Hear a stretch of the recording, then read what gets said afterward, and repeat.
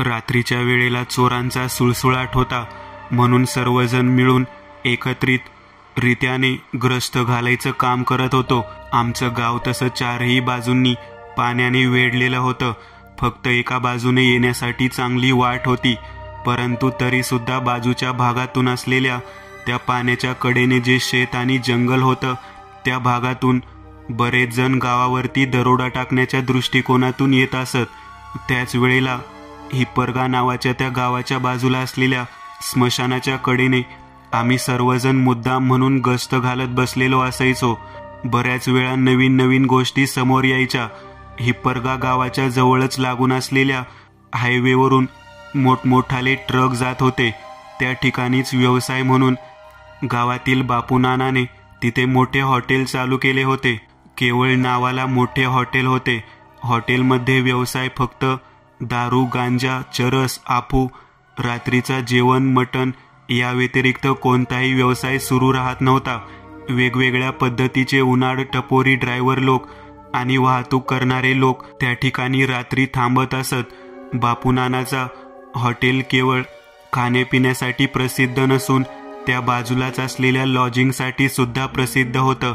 हिप्परगा गावाच्या पलीकडे 5 ते 7 मैलावरती असलेल्या कळसनवाडी या गावाच्या कोपऱ्यावरती परिस्थितीने रंजलेल्या गांजलेल्या तरुण मुली वेश्या व्यवसाय करण्याच्या दृष्टिकोनातून गुंतलेल्या आहेत असं कायम कानावर यायचं.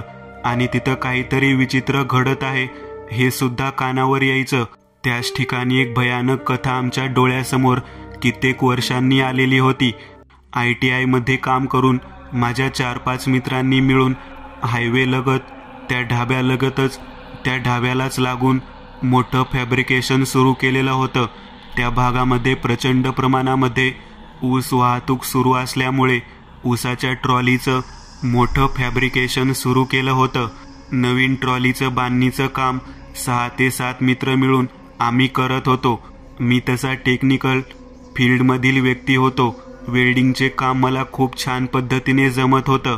वेल्डिंगचं काम करूनच आम्ही सर्व मित्रांनी मिळून एकत्रित या कर्ज काढून फॅब्रिकेशन चालू केलेलं होतं. कधी कधी आम्हाला रात्री ड्युटी सुद्धा करावी लागत असतात, कारण त्या भागामध्ये असणारे ऊसतोड व्यावसायिक आणि त्यांचे ट्रॅक्टर आणि त्याला लागणाऱ्या नवनवीन प्रकारच्या ट्रॉलीज यांचे डिझाईन आणि त्यावरचं काम मोठ्या प्रमाणात सुरू ठेवावं लागत होतं. अशाच वेळेला कळसनवाडीच्या कोपऱ्यावरून आम्ही रात्रीच्याला काही साहित्य घेऊन मोठ्या टेम्पोमधून येत होतो. त्यावेळेला आमचा मित्र निलेश गाडी चालवत होता. त्याने गाडी इतकी वेगात चालवत होता की त्याला मी गाडी सावकाश घेण्यासाठी खुणावलं. तेव्हा तो म्हणाला, कळसनवाडीच्या कोपऱ्यावरती नाक्यालगत तरुण वेश्या व्यावसायिक आडव्या येऊन उभा राहतात आणि अडवून पैसे मागण्याचे काम करतात.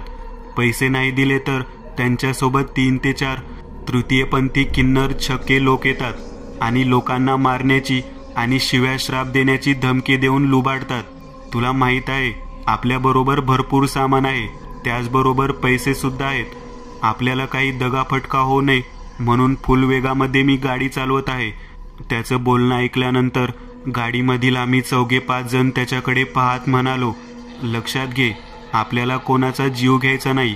4-2 पैसे दिले म्हणून काही फरक पडणार नाही, परंतु वाहनाच्या आडवा जर कोण आलं आणि त्याखाली सापडलं तर त्याचा जीव फुकट जाईल आणि नको त्या पोलिसांच्या फेऱ्यामध्ये आपल्याला अडकून पडावे लागेल. तेव्हा निलेश आमच्याकडे पाहत म्हणाला, जर तुम्हाला एवढंच वाटत असेल तर तुम्ही स्वतः वाहन चालवायला बसा. त्यावेळेला माझ्याकडे पाहत त्याने गाडी सावकाश घेतली आणि बाजूला गाडी लावत स्टेअरिंगवर बसायला सांगितलं. मी माझ्या पद्धतीने त्याचा राग शांत करत स्वतः गाडी घेतली आणि गाडी सावकाश आणि मंद गतीने चालवत निघालो. त्याने सांगितलेल्या पद्धतीने 2-3 वडांची झाडे गेल्यानंतर बरोबर मध्यभागी 2-3 टिपाड लावून 3 तृतीयपंथी टाळ्या वाजवत उभारलेले दिसले. हातामध्ये बॅटरी होती आणि बाजूच्या असलेल्या मोठ्या हॅलोजनच्या बल्बखाली उभा राहून आमच्याकडे गाडी थांबवण्याच्या दृष्टिकोनातून विचार करत होतो. गाडी बाजूला घेतली आणि त्याचबरोबर समोर असलेले 3ही किन्नर आमच्या दिशेने टाळ्या वाजवत आले. पैसे मागण्याच्या दृष्टिकोनातून डायरेक्ट खिडकीत सोडून माझ्या खिशात हात घालू लागले.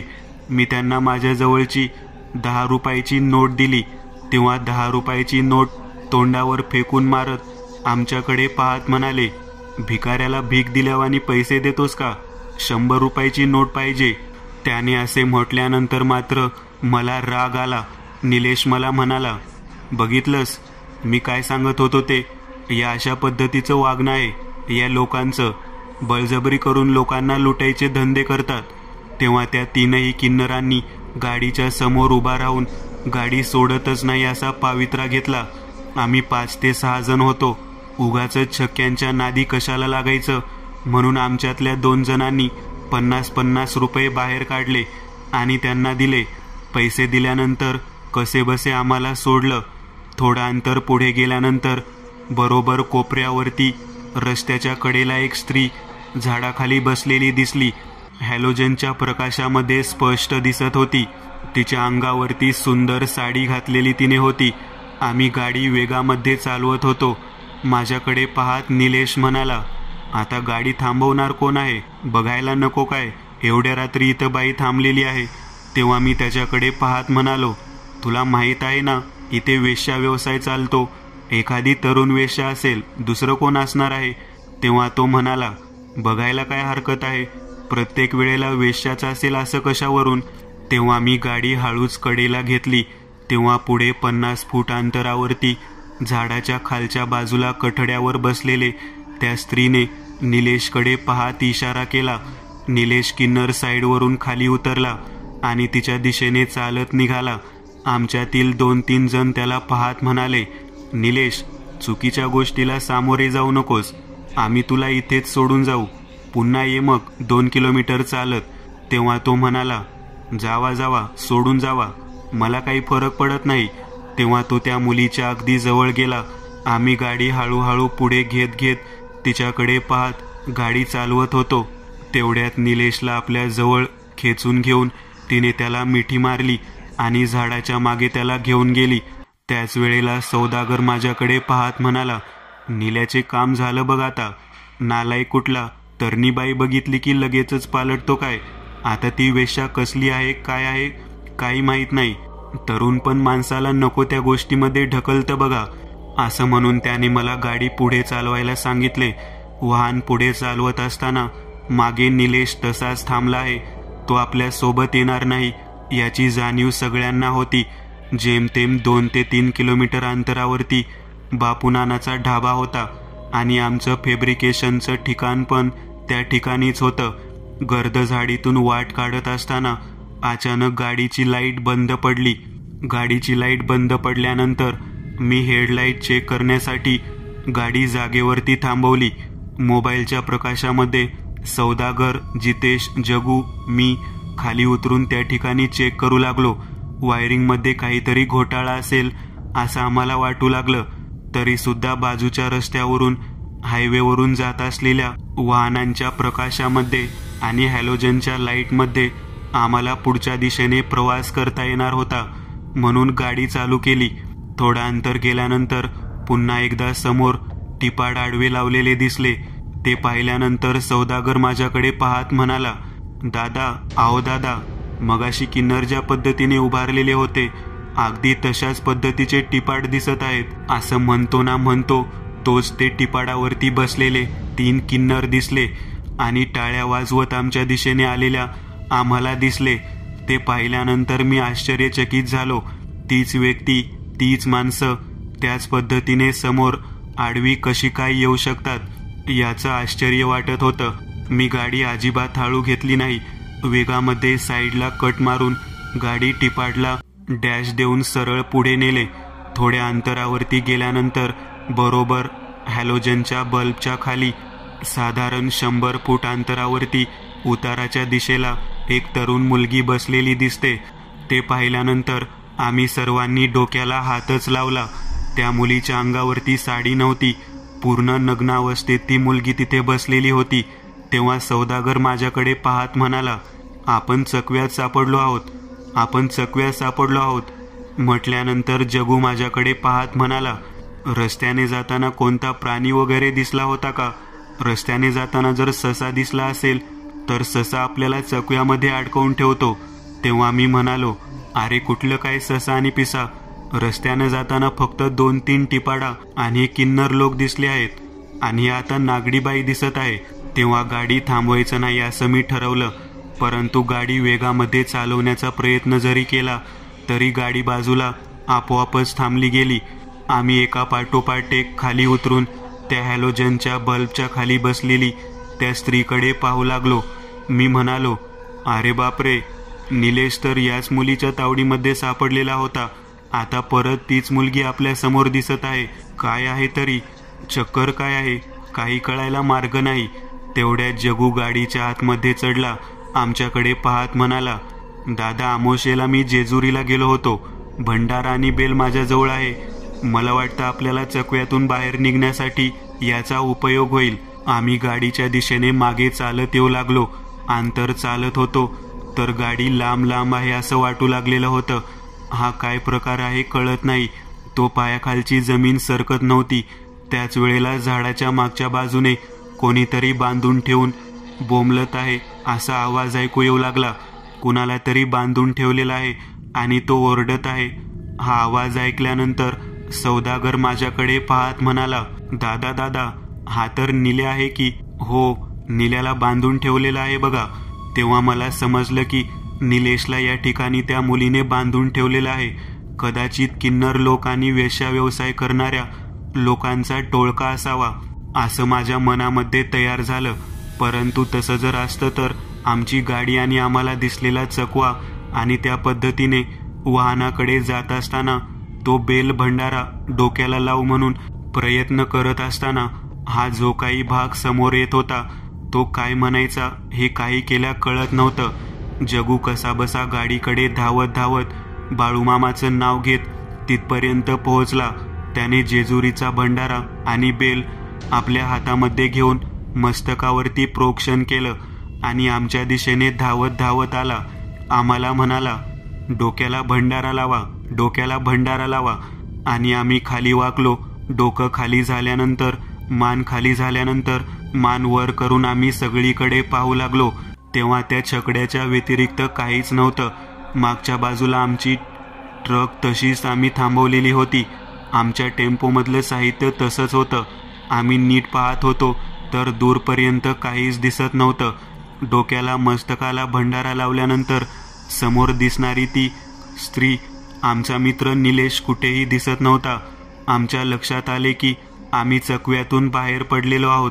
काही अंतरावरती थोडं नीट पाहिल्यानंतर 100 मीटरच्या अंतरावरती बापूनानाचा ढाबा आम्हाला दिसू लागलेला होता. बापूनानाचा ढाबा पाहिल्यानंतर त्या दिशेने आम्ही धावत निघालेलो होतो. आम्हाला माहीत होतं की त्या ठिकाणी पोहोचल्यानंतर आमच्या पाठीमागे लागलेला जो चकवा आहे तो थांबेल. आम्ही ढाब्याच्या दिशेने जाऊन पाहिल्यानंतर बाहेर त्या ढाब्याच्या बाजेवरती एक संपूर्ण जखमी अवस्थेत नग्न असलेला मुलगा पालथा पडलेला दिसला. बापूनाना आमच्याकडे पाहत मोठ्याने ओरडत म्हणाला, अक्कल आहे का? सोबतच्या पोराला असं सोडून देतात का? अक्कल आहे का तुम्हाला, अक्कल?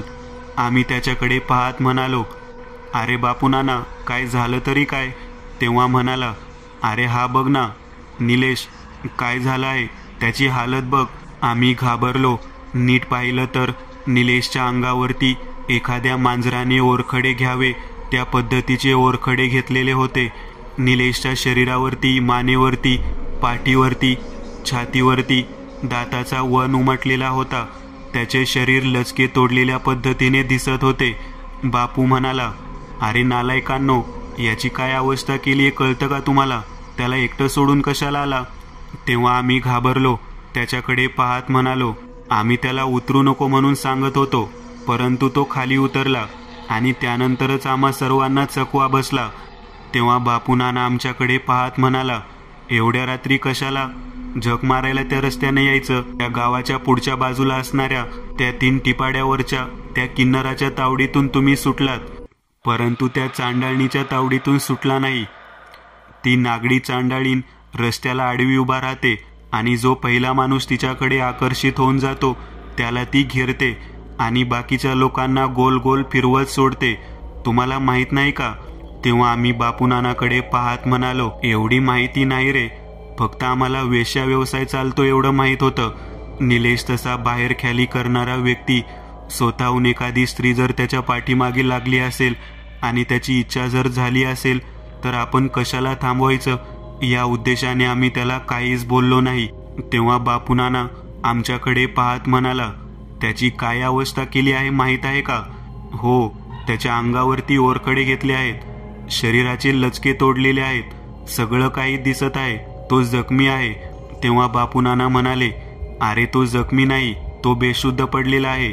तुम्हाला माहीत आहे का त्याची काय अवस्था आहे ते? तेव्हा आम्ही म्हणालो, अरे दिसतंय ना सगळं, तो जखमी झालेला आहे. तेव्हा बापूनाना म्हणाला, अरे तो नुसता जखमी नाही, त्याचं गुप्तांग बाजूला कट करून टाकलं आहे. हे ऐकल्यानंतर आम्ही सर्वांनी डोक्याला हात लावून जागेवरती खाली बसून मोठ्याने रडायला सुरुवात केली. जगू सौदागर माझ्याकडे पाहत म्हणाले, खूप मोठी चूक केली आपण, खूप मोठी चूक केली. थांबवायला नको होती गाडी, तुझं ऐकायला पाहिजे होतं. बापूनाना म्हणाला, लवकरात लवकर याला दवाखान्यात घेऊन जावा, नाहीतर हा मरून जाईल. तेव्हा आम्ही आहे अशी गाडी दवाखान्यात नेण्याच्या दृष्टिकोनातून त्याला गाडीमध्ये टाकलं आणि तसंच घेऊन निघालो.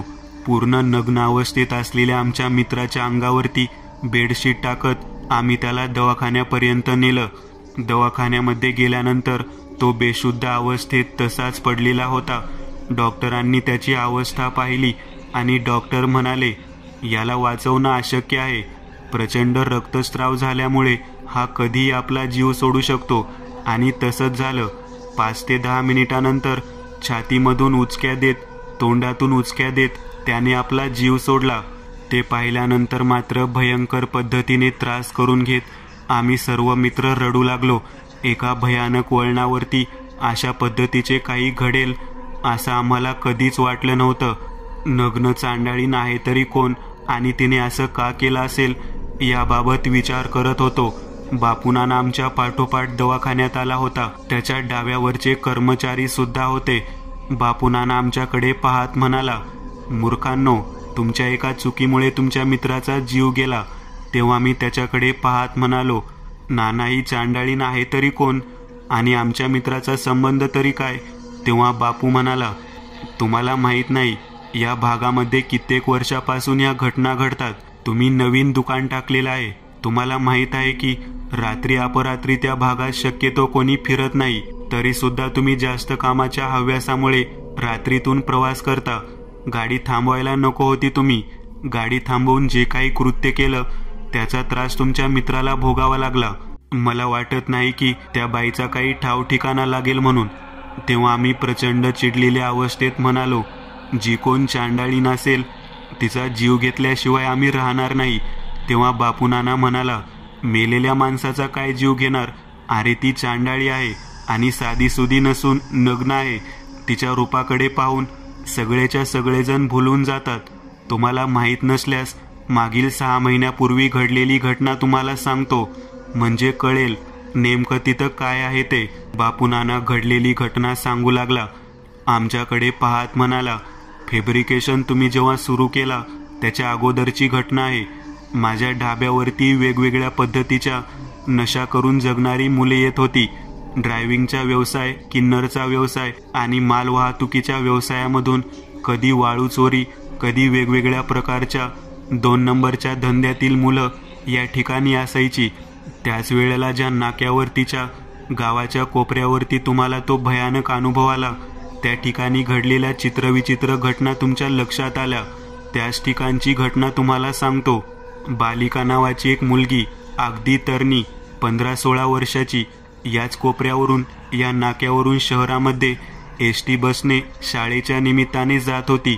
10वी पास झाल्यानंतर 11वीला तिने प्रवेश घेतला आणि ती शहरामध्ये कॉलेजला जाऊन परत येत होती. कधी सकाळी 7:30 वाजता कॉलेज असल्यानंतर सकाळच्या गाडीने जायचे आणि दुपारी 1:30-2 वाजेपर्यंत परत यायची. अशाच वेळेला एकदा मी माझ्या ढाब्याचे साहित्य घेऊन परत येत होतो आणि तिच्या कॉलेजच्या गॅदरिंग आहे म्हटल्यानंतर तिच्यासोबत 3 ते 4 मुली एकत्रित संध्याकाळच्या शेवटच्या गाडीच्या निमित्ताने त्या ठिकाणी थांबलेल्या होत्या. त्यावेळेला मी त्यांना त्या ठिकाणी माझ्या वाहनामध्ये येण्याच्या दृष्टिकोनातून विनंती केली. तेव्हा त्या सर्वच्या सर्वजण माझ्या गाडीमध्ये बसून परत येऊ लागल्या. रात्री अपरात्रीची वेळ होती. गावातील लोक, वस्तीवरचे लोक वाट पाहत कोपऱ्यावरती आलेले असतील या उद्देशाने त्या सर्वजणींनी आम्हाला त्या ठिकाणी उतरवा म्हणून सांगितले.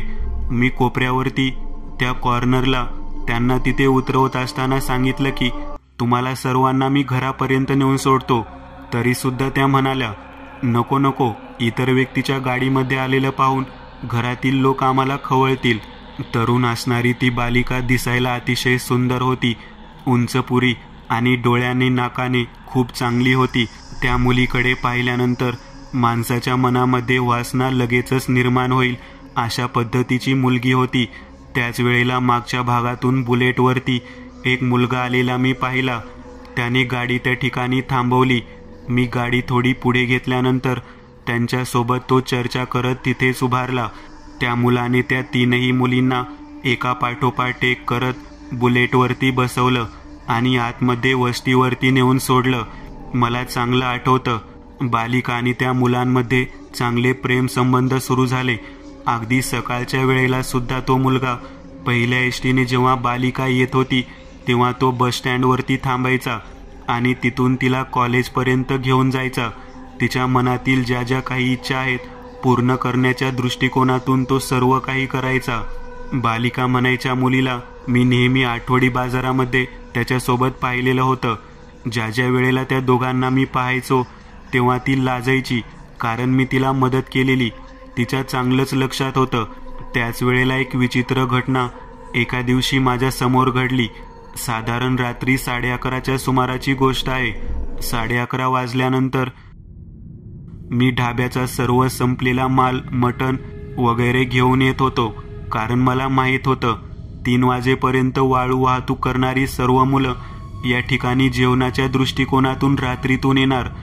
मी त्यावेळेला सर्व साहित्य घेऊन येत असताना त्या रस्त्याच्या कॉर्नरला पूर्ण नग्न अवस्थेत एक मुलगी बेशुद्ध अवस्थेत पडलेली दिसली. तिच्या अवस्था पाहिल्यानंतर मी गाडी थांबवून त्या ठिकाणी गेलो. तिच्या अंगावरती माझ्याजवळ असलेले पोते टाकले. तिला जागेवरती बसवण्याचा प्रयत्न केला, परंतु ती पूर्णतः बेशुद्ध आहे हे लक्षात आलं. माझ्या लक्षात आलं की या मुलीवरती प्रचंड अत्याचार झालेला आहे. तिच्या संपूर्ण शरीरातून रक्त वाहत होतं आणि तिच्या गुप्तांगामधून सुद्धा रक्त वाहत होतं. मी तिचा चेहरा नीट पाहिल्यानंतर मी हादरून गेलो, कारण ती बालिका होती. तिच्यावर झालेला अत्याचार, तिच्या या सर्व घटना मनाला हादरवून टाकणाऱ्या होत्या. त्या मुलीला त्याच अवस्थेमध्ये मी गाडीत टाकून त्यांच्या वस्तीवरती नेऊन सोडलं. तिच्यासोबत असणाऱ्या 2-4 मुली ती घरी आलेली नाही या उद्देशाने कठड्यावरती वाट पाहत बसल्या होत्या. ती मागून येणार आहे, मागून येणार आहे हे वारंवार तिला सांगितलं जात होतं. तेव्हा तिच्या घरच्यांनी त्या अवस्थेत मुलीला पाहिल्यानंतर मात्र माझ्याकडे विचारणा केली. तेव्हा मी त्यांना सांगितलं की मला कोपऱ्यावरती आतमधल्या वळणावरती ती मुलगी या विचित्र अवस्थेत सापडलेली आहे. तेव्हा ती शुद्धीवर येण्याचा प्रयत्न करत होती, परंतु तिला काहीतरी सांगायचं होतं, पण ती सांगू शकत नव्हती. तब्बल 15 दिवस दवाखान्यामध्ये काढल्यानंतर त्या मुलीचा मृत्यू झाला आणि ती गोष्ट माझ्या मनाला चटका देणारी ठरली. आणि त्यानंतरच मग एक भयानक सत्र सुरू झालं. बुलेटवरती असणारा तो मुलगा आणि त्याच्यासोबतचे असणाऱ्या सवंगड्यांमध्ये गावातील मुलींना हेरणं आणि त्यांच्याकडून त्यांच्या शारीरिक सुखाची मागणी करणं हे सत्र सुरूच होतं. त्याच वेळेला त्या मुलाला एका भयानक पद्धतीने घोळसून मारताना मी प्रत्यक्ष अमावास्येच्या रात्री त्या चौकामध्ये पाहिलं. त्या मुलीला स्वतःच्या प्रेमाच्या जाळ्यामध्ये अडकवून तिची मोबाईलमध्ये शूटिंग करून तिच्याकडून देहाचा व्यापार घडवून आणणाऱ्या त्या बुलेटवरच्या मुलाला तिने अशा पद्धतीने मारलेलं होतं की अगदी जशाच्या तसं निलेशचा जीव जावा त्या पद्धतीने तिने मारलेलं होतं. खऱ्या अर्थाने बालिका ही एक आतृप्त आत्मा म्हणून त्या ठिकाणी काम करत होती.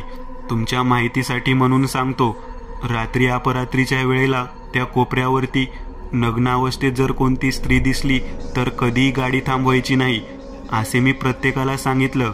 परंतु तुम्ही म्हणता त्या पद्धतीने तिने साडी परिधान करून सर्वप्रथम निलेशला खुणावलं आणि नंतरच्या वेळेला मात्र नग्न अवस्थेत ती दिसली.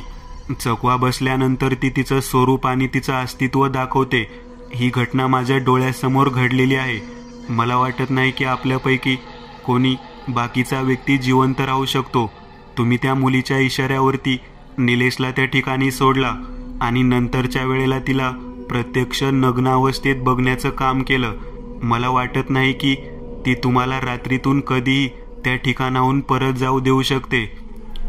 तेव्हा आम्ही बापू नानाकडे पाहत म्हणालो, तुम्ही जे काही बोलत आहात ते सगळं काही खरं आहे. त्या मुलीच्या बाबतीमध्ये चित्रविचित्र प्रकार घडला. तिच्या बाबतीमध्ये अत्याचार झाला. तिच्या प्रियकराने तिचा फायदा घेऊन तिचा उपभोग घेतला. त्यानंतर तिने तिच्या प्रेम करायची हत्या घडवून आणली आणि त्यानंतर ती आत्मा म्हणून त्या ठिकाणी फिरत आहे. हे सगळं काही खरं आहे, परंतु आम्ही तिचं काय वाकडं केलं आहे म्हणून ती आम्हाला मारेल असं तुम्ही म्हणता. तेव्हा बापू नाना आमच्याकडे पाहत म्हणाला, तुम्ही काही वाकडे केले नाही, परंतु तुम्ही तिच्या नग्न शरीराला पाहण्याचा प्रयत्न केलेला आहे. ती मुलगी साधी राहिलेली नाही, ती एक नग्न चांडाळीन झालेली स्त्री आहे. तुम्हाला आता नाही, रात्र झाल्यानंतर त्याचा प्रत्यय येईल. बापू नानाने सांगितलेलं सगळं काही आम्ही ऐकलं होतं. सौदागर माझ्याकडे पाहत म्हणाला, नको त्या गोष्टींच्या फंद्यामध्ये पडलो. निल्याचा तर जीव गेला. आता मी, तू आणि जगू तसेच मनोज आपल्या चौघांना या गोष्टीतून बाहेर पडायचं आहे. काही ना काहीतरी उपाय असेलच की, असं म्हणत आम्ही बापू नानाला विचारलं. तेव्हा बापू नाना म्हणाला, उपाय असेलही, परंतु मला या बाबतीत जास्त माहिती नाही. त्यांच्याच गावामध्ये एक देवऋषी आहे, त्याला बऱ्याच पद्धतीची माहिती आहे. तो काही ना काहीतरी उपाय सुचवेल. कोणतरी आपल्याला या प्रकरणातून वाचवण्याचा प्रयत्न करेल या उद्देशाने आम्ही त्या गावामध्ये जाण्यासाठी निघालो. दिवसाढवळ्या त्या गावामध्ये पोहोचल्यानंतर आमच्या मित्राच्या बाबतीत घडलेली घटना आणि त्या देवऋषीच्या घरी असलेल्या त्याच्या बायकोला सांगितली. त्याची बायको आमच्याकडे पाहत म्हणाली, वाचण्याच्या भरामध्ये एखाद्या स्त्रीकडे पाहण्याची दृष्टी जर तुमची चुकीची असेल तर ती स्त्री मृत्यूनंतर सुद्धा तुमचा पाठलाग सोडणार नाही.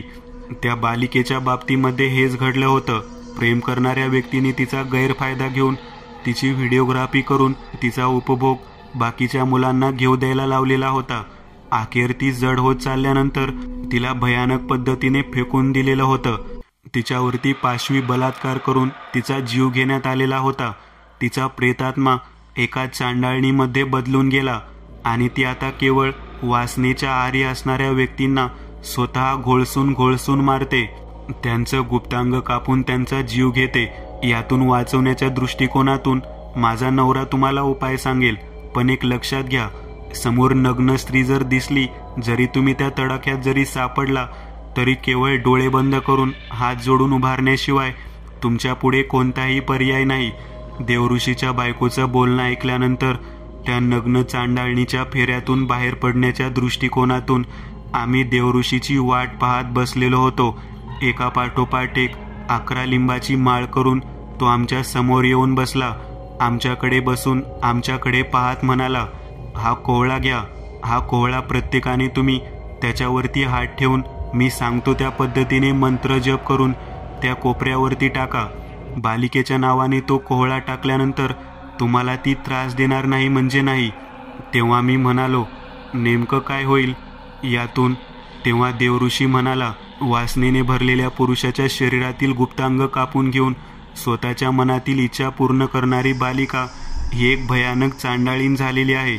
ज्या वेळेला तुम्ही त्या चौकामध्ये स्वतःहून त्या ठिकाणी जाताल तेव्हा तिचं अस्तित्व तुम्हाला दिसेल. ती नग्न अवस्थेत तुमच्या समोर येईल.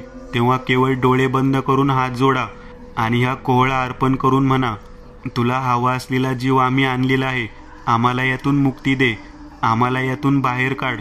त्यावेळेला तो कोहळा जागेवरती फुटेल आणि त्यातून रक्त बाहेर येईल. तेव्हा लक्षात घ्या की तुमच्या पाठीमागचा त्रास तो निघून गेलेला असेल. पण एक लक्षात ठेवा, तुमच्या चौघांपैकी कोणत्याही व्यक्तीने जर तिच्याकडे वासनेच्या नजरेने जर पाहिलं तर त्याची अवस्था तुमच्या मित्राप्रमाणेच होईल.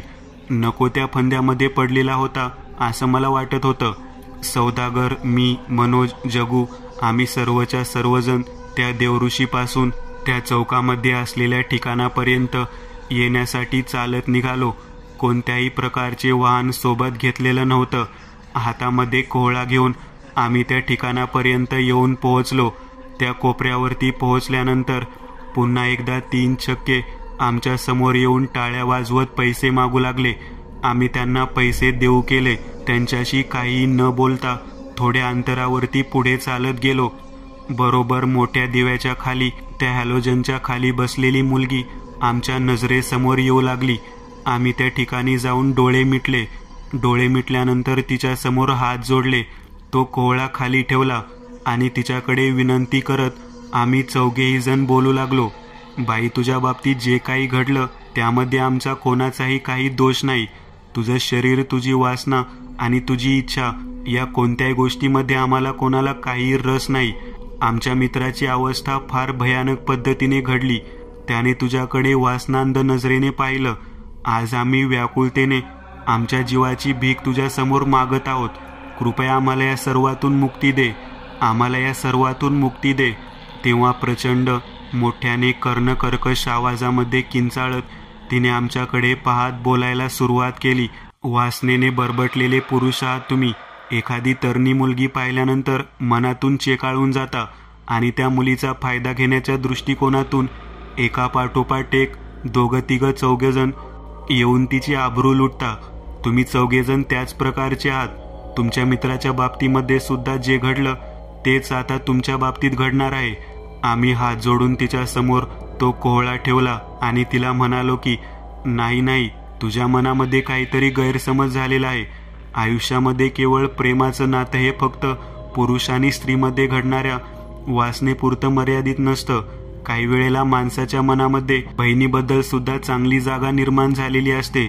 तुझ्या बाबतीमध्ये जे काही घडलं ते खूप वाईट पद्धतीने घडलं. आमच्या या कोहळ्याचा स्वीकार करून आमच्या पाठीमागे जो काही तुझा भाग लागलेला आहे तो मुक्त कर. आम्ही तिच्या समोर हात जोडून गुडघ्यावर खाली बसून नमस्कार करून बोलू लागलो. दयावंत असलेल्या ईश्वराला ज्या पद्धतीने दया येते त्या पद्धतीने त्या मुलीला आमच्या बाबतीमध्ये थोडी दया आली आणि तिने आमच्याकडे पाहत बोलायला सुरुवात केली. हा कोहळा इथेच ठेवा. ज्याच्या मनामध्ये वासना आहे तो माझ्या शरीराकडे पाहून माझ्याकडे आकर्षित होईल. मला तुमची परीक्षा घ्यायची आहे. आणि त्या मुलीने आमच्या नजरेसमोर तिच्या अंगावरचे कपडे काढायला सुरुवात केली. अप्रतिम सौंदर्य आणि लावण्याने भरलेल्या त्या मुलीचा देहाचा भाग पाहिल्यानंतर कोणताही पुरुष जागेवरून हादरून जाईल.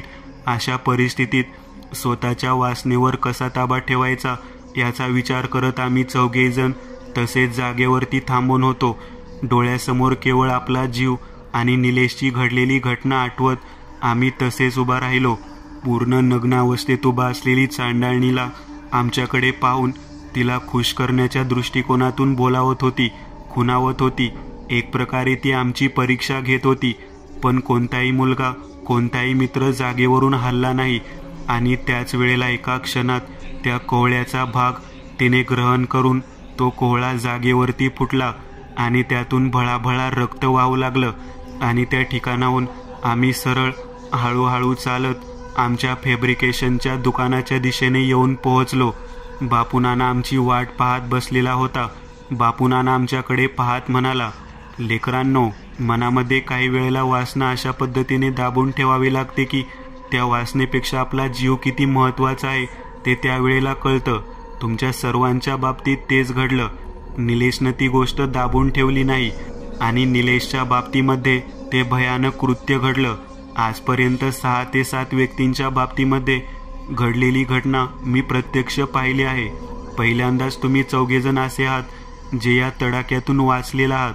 आमच्या डोळ्यासमोर आम्ही त्या बालिका म्हणायच्या नग्न चांडाळणीचे स्वरूप आठवून स्वतःच्या जीवाची वाचलेली कर्मकहाणी आठवत तिथेच थांबलेलो होतो. काही वेळेला माणसाच्या आयुष्यात संयमाच्या गोष्टी असाव्या लागतात आणि तीच संयमाची गोष्ट आम्ही दाखवल्यामुळे त्या नग्न चांडाळणीच्या तडाख्यातून आम्ही आज वाचलेलो होतो. बापूनानाचे आभार व्यक्त करत आम्ही त्यांचे हात जोडले.